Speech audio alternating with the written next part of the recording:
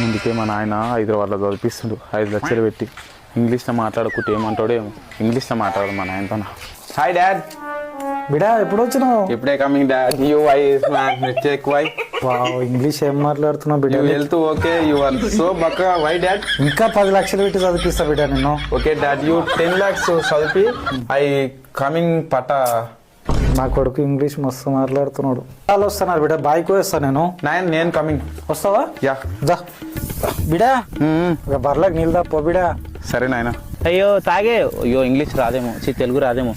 Drink drink drink drink drink drink drink. నాయన ఏం చేస్తున్నావు? గ్లాస్ తో తాగుతున్నావు బర్లకు?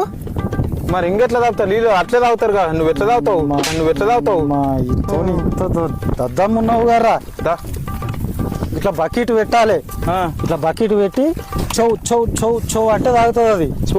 అంటే అట్లా ఏం తెలియదు, తెలుసుకో ఇప్పుడన్నా. అవుగానైనా మామ బావాలు వచ్చిర్రు.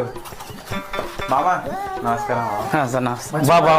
బాగున్నాం బా. కూర్చొని ప్రయాణం చేసి అలసిపోయారు. కూర్చొని బిడా నీళ్ళు తెపో, మంచి నీళ్ళు తెపో, తాగుతారు.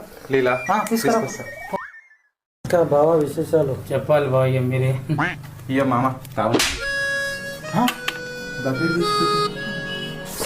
చౌ చౌ చౌ అంటే తాగుతుంది అది.